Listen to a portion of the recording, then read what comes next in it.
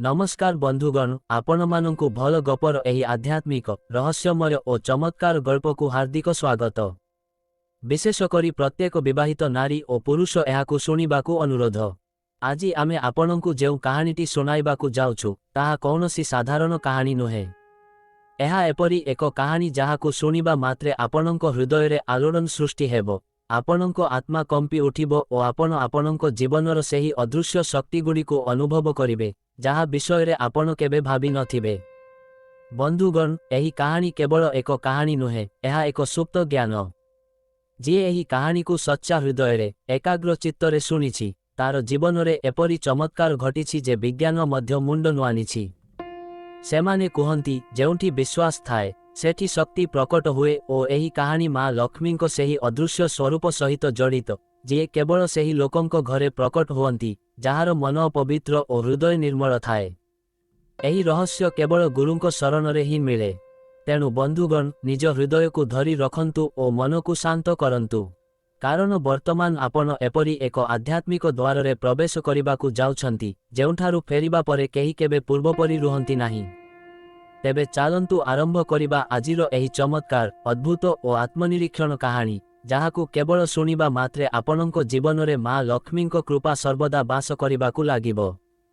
थरे बिहारर पूर्व दिगरे थिबा एक घंच और पवित्र जंगल निकटरे आनंदपुर नामक एक छोट गां थिला। सेठारे सदाचारी और धार्मिक लोकमाने बास करुथिले। सेही गांरे विक्रम नामक जणे कृषक थिले जे तांको पितामाता और पत्नींक सहित अत्यंत संतोष और श्रद्धार सह जीवन बिताउथिले। किंतु भगवानंक लीला विचित्र। कृषकंक पत्नी शोभा जेतिकी सुंदर थिले सेतिकी चपल और क्रोधी स्वभावर थिले। से प्रतिदिन कौनसी ना कौनसी कथा को नहीं स्वामींक सह झगड़ा करुथिले। किंतु सेही धार्मिक कृषक जनक सबुकिछि निजर संयम और शांति सहित सह्य करुथिले, कौनसी कथारे आपत्ति करुनथिले। दिने सकाळ हेबा क्षणी जेतेबेले कृषक जनक तांको खेतकु जिबाकु बाहारुथिले, तांको पत्नी क्रोधरे भरी जाई उच्च स्वररे कहिबाकु लागिले, मुन आउ एही घरे रहिबाकु चाहु नाही, मुन एहाकु छाड़ी चाली जाउछि।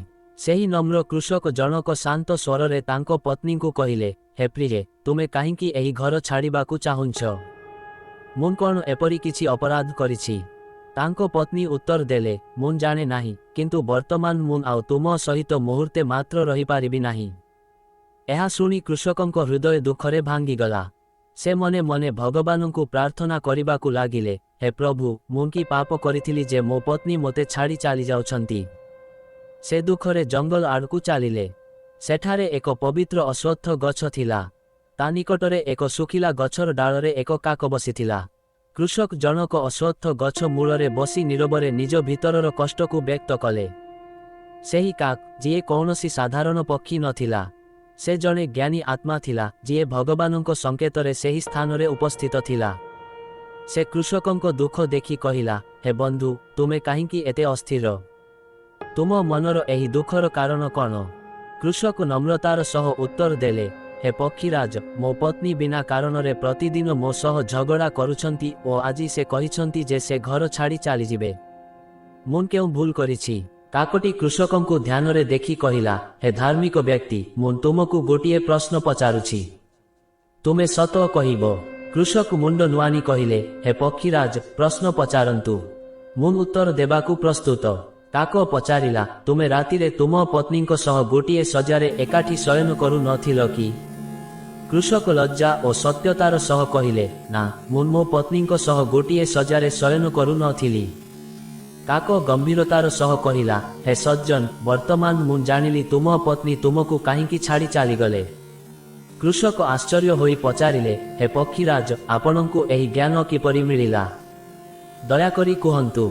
तापरे काक कहिला, हे बंधु, वर्तमान मुन तुमकु किछि रहस्यमय और धार्मिक कथा कहिबाकु जाउछि, ताहाकु ध्यानर सह शुण। तापरे सेही दिव्य काक जे निजे भगवानंक आदेशरे सेही कृषकंक मार्गदर्शन पाई प्रकट होइथिले, शांत स्वररे कहिले, हे साधक, तुमे केबे भाबिछ कि नारी माने केबे संतोष पाआंती? केउ समयरे सेमानंक हृदय समर्पण और संतुष्टिर भावना आसे? एहा केवल शारीरिक स्पर्श और सांसारिक आकर्षण द्वारा नुहे, बरन आत्मीयता, स्नेह, सम्मान और प्रेमपूर्ण सान्निध्य द्वारा ही संभव होइथाए। କାକାହୁରି କହିଲା, ତୁମେ କେବେ ନା କେବେ ଶୁଣିଥିବ ଯେ କୌଣସି ନାରୀ ଅନ୍ୟ ପୁରୁଷ ସହିତ ଚାଲିଗଲା କିମ୍ବା କାହାର ପତ୍ନୀ ବିଶ୍ୱାସଘାତକତା କଲା। ଏସବୁ ସେତେବେଳେ ଘଟେ ଯେତେବେଳେ ତାର ମନରେ ଏକ ଶୂନ୍ୟତା ଆସେ। ଏପରି ଏକ ଭାବନା ଯାହା ସ୍ୱାମୀଙ୍କ ଠାରୁ ମିଳୁଥିବା ପ୍ରେମ, କଥାବାର୍ତ୍ତା ଓ ଆତ୍ମିକ ସଂଯୋଗର ଅଭାବରୁ ଉତ୍ପନ୍ନ ହୁଏ। ହେ ବନ୍ଧୁ, ଯେତେବେଳେ ଜଣେ ନାରୀ ତାର ଜୀବନସାଥୀଙ୍କ ଠାରୁ ସେହି ଆତ୍ମୀୟତା ଓ କଥାବାର୍ତ୍ତା ପାଏ ନାହିଁ, ସେତେବେଳେ ସେ କେତେବେଳେ କେମିତି ଭ୍ରମିତ ହୋଇଯାଏ ଓ ବାହାରେ ଜୀବନଶକ୍ତି ଖୋଜିବାକୁ ଲାଗେ। ଏହି ଭୁଲ ନା ସମ୍ପୂର୍ଣ୍ଣ ଭାବରେ ନାରୀର ନା କେବଳ ପୁରୁଷର। ଏହା କେବଳ ସନ୍ତୁଳନର ଅଭାବ, ଯାହା ବିବାହିତ ଜୀବନରେ ଅତ୍ୟନ୍ତ ଆବଶ୍ୟକ। ଏହା ଶୁଣି କୃଷକ ଜଣକ ମଧ୍ୟ ଚିନ୍ତିତ ହୋଇଗଲେ। ସେ କାକକୁ କହିଲେ, ହେ ଜ୍ଞାନୀ ପକ୍ଷୀରାଜ, ଆପଣଙ୍କ କଥା ଦିବ୍ୟ, ତଥାପି କୌଣସି ସ୍ପଷ୍ଟ ସମାଧାନ ମୋତେ ବୁଝାପଡ଼ିଲାନି। ତାପରେ କାକ ଶାନ୍ତ ଭାବରେ ଉତ୍ତର ଦେଲା, ହେ ଧାର୍ମିକ କୃଷକ, ବର୍ତ୍ତମାନ ମୁଁ ତୁମକୁ ଏକ କାହାଣୀ ଶୁଣାଇବାକୁ ଯାଉଛି, ଯେଉଁଥିରେ ତୁମ ପ୍ରଶ୍ନର ଉତ୍ତର ଲୁଚି ରହିଛି। ଏହି କାହାଣୀକୁ ଶେଷ ପର୍ଯ୍ୟନ୍ତ ଧ୍ୟାନର ସହ ଶୁଣ ଓ ହୃଦୟରେ ଧାରଣ କର, ତେବେ ଯାଇ ତୁମେ ସମାଧାନ ପାଇବ। କୃଷକ ଶ୍ରଦ୍ଧାର ସହ ମୁଣ୍ଡ ନୁଆଁନି କହିଲେ, ହେ ପକ୍ଷୀରାଜ, ଦୟାକରି ସେହି କାହାଣୀଟି କୁହନ୍ତୁ, ମୁଁ ତାହା ଶୁଣିବାକୁ ଉତ୍ସୁକ। ତାପରେ କାକ ନିଜ ଜ୍ଞାନର ଧାର ପ୍ରବାହିତ କରି କାହାଣୀ ଆରମ୍ଭ କଲା। ଥରେ ଗୁଜରାଟର ସୁଖନଗର ନାମକ ଏକ ଗାଁରେ ଏକ ପ୍ରାଚୀନ ଓ ଅତ୍ୟନ୍ତ ଜାଗ୍ରତ ଶିବ ମନ୍ଦିର ଥିଲା। ପ୍ରତିଦିନ ଶହ ଶହ ଭକ୍ତ ଭଗବାନ ଶିବଙ୍କ ପୂଜା ପାଇଁ ସେଠାକୁ ଆସୁଥିଲେ। ମନ୍ଦିର ନିକଟରେ ଜଣେ ଧନୀ ବ୍ୟବସାୟୀ ସୁଦାମଙ୍କ ବାସଭବନ ଥିଲା। ସେ ତାଙ୍କ ପରିବାର, ତାଙ୍କ ପତ୍ନୀ ପୂର୍ଣ୍ଣା ଓ ଏକ 10 ବର୍ଷର ପୁଅ ସହିତ ରହୁଥିଲେ। ତାଙ୍କ ପତ୍ନୀ ସୁନ୍ଦର, ସଂସ୍କାରୀ ଓ ଭଗବାନଙ୍କୁ ଭଲ ପାଉଥିବା ନାରୀ ଥିଲେ। ଲୋକମାନେ କହୁଥିଲେ ଯେ ତାଙ୍କ ସୌନ୍ଦର୍ଯ୍ୟ ଏପରି ଥିଲା ଯେ ଯିଏ ଥରେ ଦେଖିବ, ମୋହିତ ହୋଇଯିବ। କିନ୍ତୁ ଦିନେ ବ୍ୟବସାୟୀ ଜଣକ ନିଜ ବ୍ୟବସାୟ ପାଇଁ ବାହାରକୁ ଗଲା ପରେ ତାଙ୍କ ପତ୍ନୀ କୁଆଡ଼େ ବାହାରକୁ ଚାଲିଯାଉଥିଲେ। ଏହା ତାଙ୍କ ପାଇଁ ଏକ ନିୟମିତ କାର୍ଯ୍ୟକ୍ରମ ହୋଇଯାଇଥିଲା। ଦିନେ ବ୍ୟବସାୟୀ ଜଣକ କାର୍ଯ୍ୟରୁ ଶୀଘ୍ର ଫେରିଲେ ଓ ଘରେ ପତ୍ନୀଙ୍କୁ ନ ପାଇ ଚିନ୍ତିତ ହୋଇଗଲେ। ସେ ତାଙ୍କୁ ଘରେ, ଗାଁରେ, ସବୁଆଡ଼େ ଖୋଜିଲେ, କିନ୍ତୁ ସେ କେଉଁଠି ନଥିଲେ। ଥକି ଯାଇ ସେ ଫେରି ଆସିଲେ। କିଛି ସମୟ ପରେ ତାଙ୍କ ପୁଅ ବିଦ୍ୟାଳୟରୁ ଫେରିଲା। ବାପା ତାକୁ ପଚାରିଲେ, ପୁଅ, ତୁମ ମା କୁଆଡ଼େ ଗଲେ? ପୁଅ ଉତ୍ତର ଦେଲା, ବାପା, ମୁଁ ଏବେ ଫେରିଲି। ମୁଁ ଜାଣେ ନାହିଁ, ମୁଁ ଭାବିଥିଲି ସେ ଘରେ ଥିବେ। ବ୍ୟବସାୟୀ ଧୈର୍ଯ୍ୟର ସହ କହିଲେ, ଠିକ୍ ଅଛି ପୁଅ, ଭିତରକୁ ଯାଅ, ଖାଇବା ଖାଅ, ତୁମ ମା ଶୀଘ୍ର ଆସିବେ। ଓ ତାପରେ ତାଙ୍କ ପତ୍ନୀ ଖୁବ୍ କମ୍ ସମୟ ପରେ ଘରକୁ ଫେରିଲେ। ସ୍ୱାମୀଙ୍କୁ ଦେଖିବା ମାତ୍ରେ ତାଙ୍କ ଶରୀର କମ୍ପିବାକୁ ଲାଗିଲା। ମୁହଁରୁ କଥା ବାହାରିଲାନି ଓ ସେ ଲଜ୍ଜାରେ ଝାଳରେ ଭିଜିଗଲେ। କିନ୍ତୁ ସେହି ବ୍ୟବସାୟୀ, ଯିଏ ତାଙ୍କ ପତ୍ନୀଙ୍କୁ ପ୍ରକୃତରେ ଭଲ ପାଉଥିଲେ, ତାଙ୍କୁ ଗାଳି କରିପାରିଲେ ନାହିଁ। କାରଣ ତାଙ୍କ ହୃଦୟରେ ତାଙ୍କ ପାଇଁ ପ୍ରେମ ଥିଲା।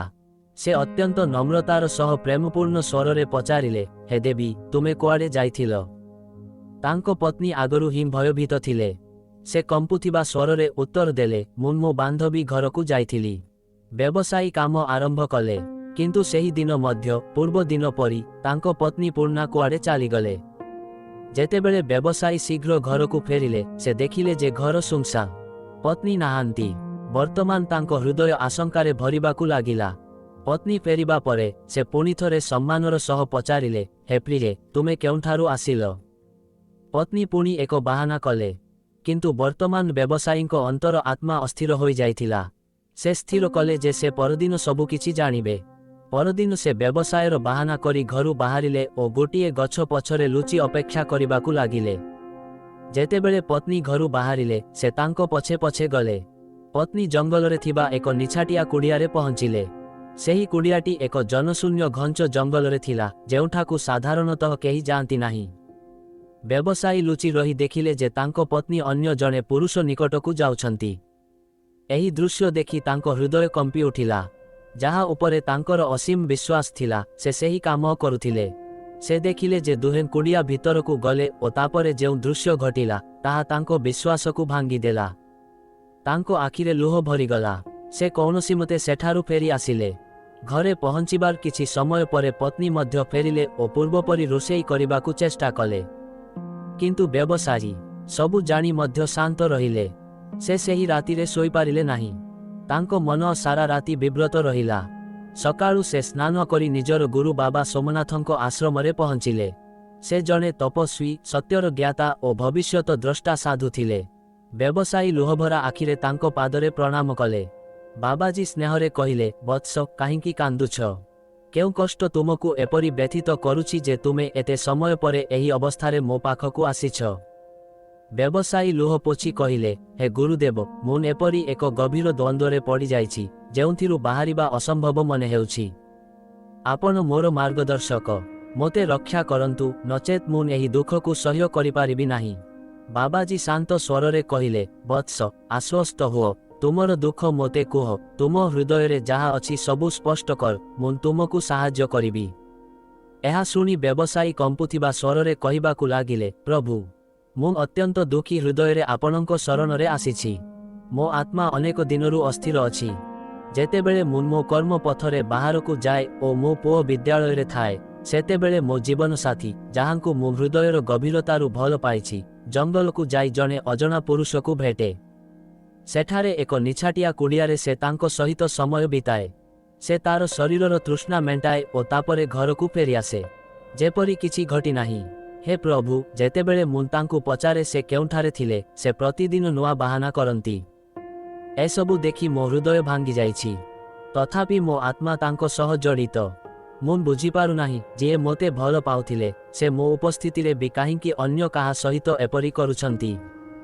हे दयालु प्रभु, मोते मार्गदर्शन करंतु।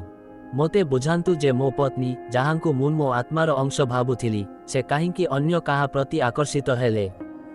मो मनरे अस्थिरता अछि, मोते सारा राति निद हेउ नाही। मु निजे एसबु निज आखिरे देखिछि ओ एही दृश्य मो आत्मारे गभीर क्षत सृष्टि करिछि। हे करुणामय प्रभु, दयाकरी मोते एही दुखरु बाहर करंतु। मो जीवन साथी काहींकि एपरी आचरण करुछंती, मोते जणांतु। मोते शक्ति दियंतु जहाद्वारा मु एही परिस्थिति को बुझी पारिबी ओ सठिक निष्पत्ति नहीं पारिबी। तापरे सेही दिव्य पुरुष त्रिकालदर्शी बाबाजी कहिले, हे वत्स, धैर्य रख। मु ध्यान को जाउछि ओ परम शक्तिंक कृपारु तुमको उत्तर देबी। किछि मुहूर्त पाई ध्यानर गभीरतारे निमज्जित हेबा परे बाबाजी आखि खोली कहिले, वर्तमान मु सबु किछि जानिली। तुम पत्नी काहींकि एपरी आचरण करुछंती। ध्यानरु फेरी बाबाजी शांत स्वररे व्यवसायी को कहिले, वत्स, वर्तमान मु जानिली तुम पत्नी काहींकि एपरी आचरण करुछंती। व्यवसायी नम्र स्वररे कहिले, हे प्रभु, दयाकरी मोते एही रहस्यर पूर्ण ज्ञान दियंतु। मु एहा जानिबाकु अत्यंत उत्सुक। सेही देवी जहांकु मु सर्वदा सत्य हृदय रे भल पाइछि, से काहींकि अन्य पुरुष सहित जाआंती। बाबाजी गभीर दृष्टि तांकु चाहि कहिले, वत्स, ता पूर्वरु मु तुमको किछि पचारिबाकु चाहुंछि।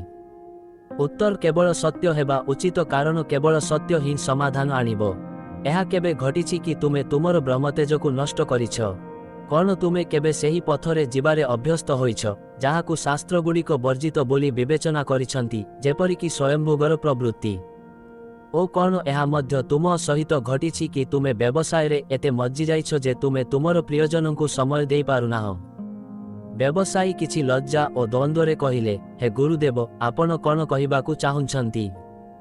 एहा मो बुझिबा बाहारे। दयाकरी स्पष्ट करंतु जहाद्वारा मु मो जीवनर भूलगुड़िकु जानि पारिबी। बाबाजी दीर्घ निश्वास नहीं कहिले, वत्स, मोर उद्देश्य एहा। जेतेबेले जने पुरुष लगातार निजर जीवन शक्ति जहा भगवानंकर एक अमूल्य वरदान ताहाकु नष्ट करे, तार तेज, तार प्रभाव, तार आत्मशक्ति धीरे धीरे कमिबाकु लागे। ओ जेतेबेले से निज कर्तव्यरु विमुख होई केवल व्यवसाय रे लिप्त रहे, तार घर, तार पत्नी और तार परिवार सहित भावनात्मक संपर्क छिन्न हेबाकु लागे। एपरी परिस्थिति रे जने नारी जे केवल एक शरीर नुहे बरन हृदय और आत्मार साथी, सेही शून्यता को पूरण करिबा पाई अन्य दिगकु मध्य आकर्षित होई पारे। एहा तार दोष नुहे, से केवल सेही प्रेम और सान्निध्य खोजु थाए जहा तांको तांको जीवन साथींको ठारु मिलिबा उचित थिला। एहा सुनी व्यवसायींको आखिरे लुह भरीगला। से कोमल स्वररे स्वीकार कले, हे प्रभु, आपण सत कहिछंती। मु मोर जौवनरे मोर मोहर तीक्ष्णता को नष्ट करुथिली ओ आजी मध्य मु मो व्यवसाय रे एते जड़ित होई जाए जे मु मो परिवार को समय देई पारे नाही। केवल गत किछि दिन हेबो मु समय रे घर को फेरुछि, नचेत मोर दिनर 16 बिना 16 घंटा केवल सेथिरे ही कटि जाए। किंतु हे दयालु, मो जीवन रे एही दुखर कारण कोन? अन्य पुरुष सहित मो पत्नी को संपर्क, मो द्वारा करा जाइथिबा स्वयंभोग और मोर व्यवसाय रो एही जीवन रे कोन अर्थ? एहार कोन माने? व्यवसायी प्रभु को नम्रतार सह पचारिले, तापरे सेही सन्थ महात्मा हसिले ओ शांत स्वररे कहिले, वत्स वर्तमान एही रहस्य तुम बुझिबा बाहारे। समय आसिले सबुकिछि स्पष्ट होइजिबो। किंतु आजि मु तुमको एक पवित्र कहानी कहूछि, एक कहानी जहा प्राचीन कालरू लोकंको मनरे प्रचलित। एहाकु शुणिबा परे तुमर अंतर आत्मा निजे उत्तर पाइबो। व्यवसायी हाथ जोड़ी निवेदन कले, हे प्रभु दयाकरी सेही दिव्य कहानीटी शुणांतु। सन्थ कहिले, किंतु मने रख एही कहानी को शेष पर्यंत शुणिबा बाध्यतामूलक। जदि तुमे एहाकु अधारु छाड़ी दियो तेबे एहार परिणाम अवांछित और जंत्रणादायक होई पारे। व्यवसायी श्रद्धार सह उत्तर देले, हे गुरुदेव मुन आपनकु प्रतिज्ञा करुछि जे मुन एही कहानी को संपूर्ण भक्ति और एकाग्रता सहित शेष पर्यंत शुणिबी।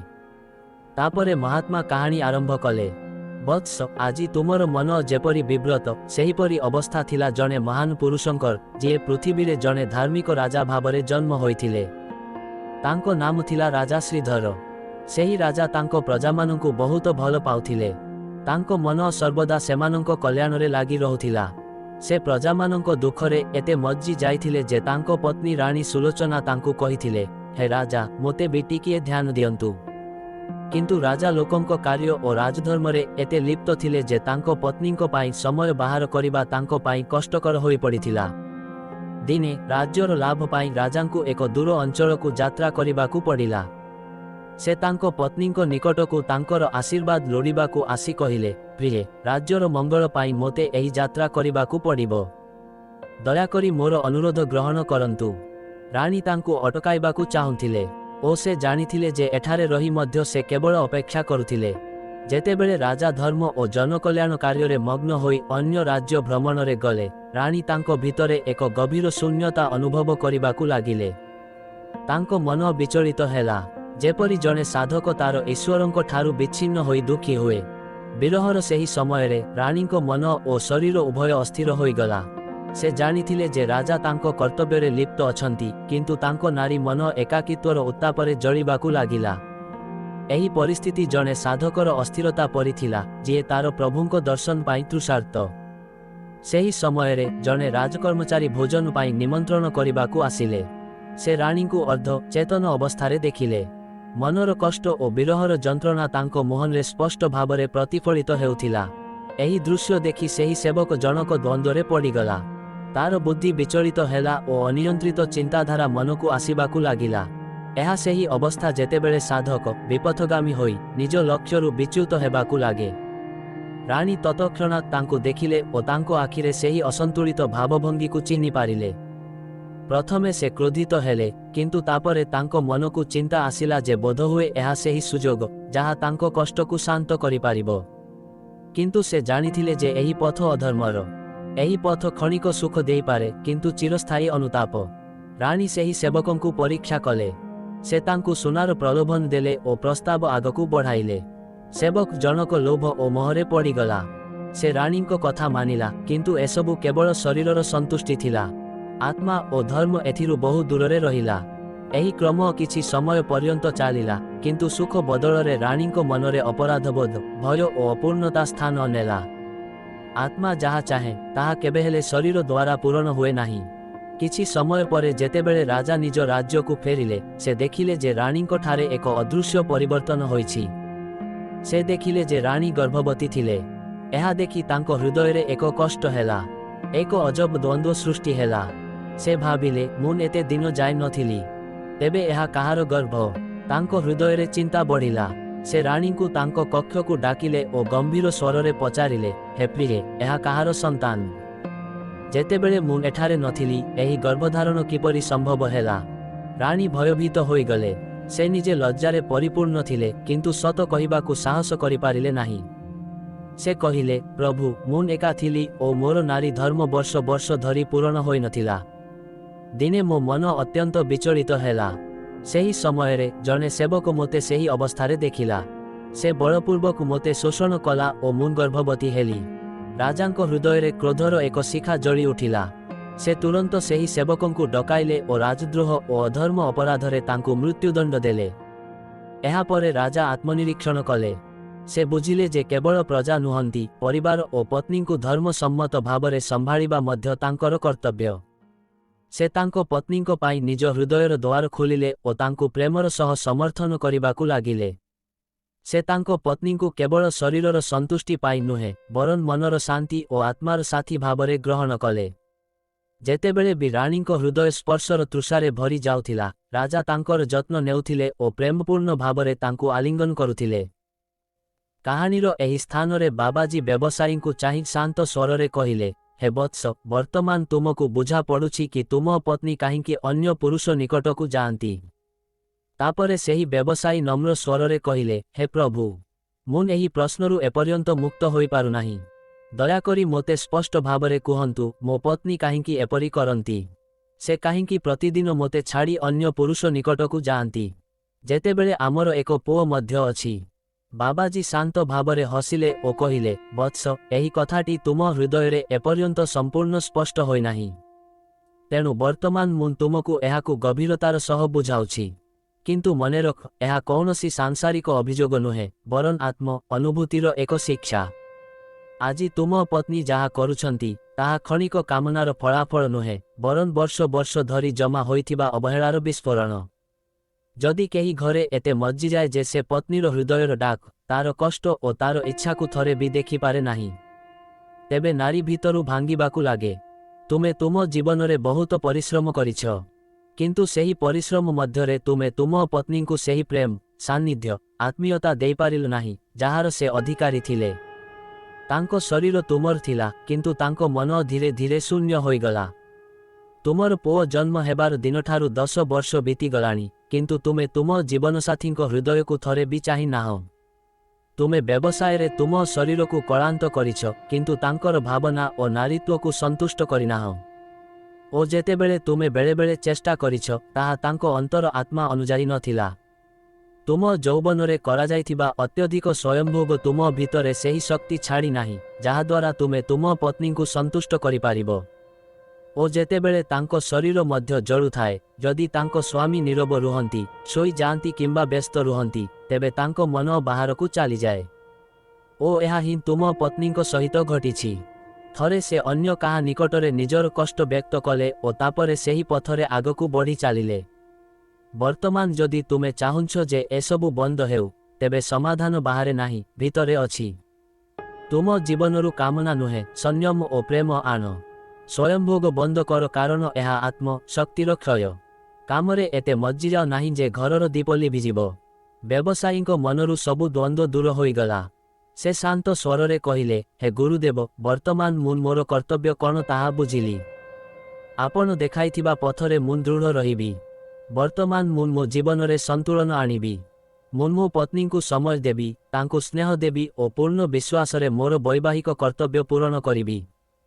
एहा कही से सम्मानर सह बाबाजी को प्रणाम करी निज घर को फेरिले। बाबाजी मध्य पुणी थरे निज साधनारे लिप्त होई गले।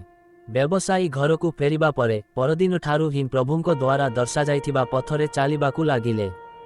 से वर्तमान केवल तांको पत्नीको सह समय बिताइले नाही, बरन तांको भावना को बुझिबाकु मध्य लागिले। जेउ पत्नीको हृदय पूर्वरु शून्य थिला, ताहा वर्तमान स्नेह और संतुष्टिरे भरिबाकु लागिला। से जीवनरु सेही खराप अभ्यासगुड़िकु त्याग करिबाकु लागिले, जहार प्रभाव तांको शरीर और मन उभय उपरे पड़िथिला। वर्तमान से भल भावरे जानिथिले जे ब्रह्म तेजर रक्षा केवल आत्म शक्ति दिए नाही, बरन वैवाहिक सुखर आधार मध्य अटे। स्वयंभोग परि व्यसनरु दूरेई रही से निज शरीर को पवित्र और संतुलित रखिबाकु लागिले। वर्तमान जेतेबेले से तांको पत्नीको सह संपर्क स्थापन कले, सेठारे प्रेम थिला, सेठारे प्रकृत आत्मीयता थिला और आभ्यंतरीण संतोष थिला। धीरे धीरे सेमानंको उभयंको जीवन मधुर हेबाकु लागिला। तांको पत्नी मध्य वर्तमान अन्य काहाकु चाहिबा बंद करिदेले। थरे पुणी दुहिंको मध्यरे प्रेम, विश्वास और आपनार भावना जागृत हेला, जहा एक पारिवारिक जीवनर आधार अटे।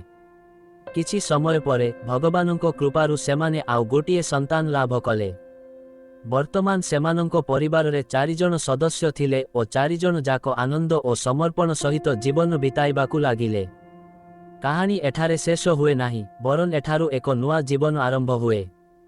तापरे दिने काक कृषकंकु कहिला, हे बंधु, वर्तमान तुमे निश्चय जानिथिबो जे कृषक विक्रमंको पत्नीको मन काहिंकी विचलित हेला। कृषक मुंड नुआनी कहिले, हे पक्षी राज, वर्तमान मो हृदय आउ कौनसी संदेह नहीं। आपण मोर आखि खोली देइछंती। वर्तमान मु मध्य मो जीवन को सठिक दिगरे नेबी।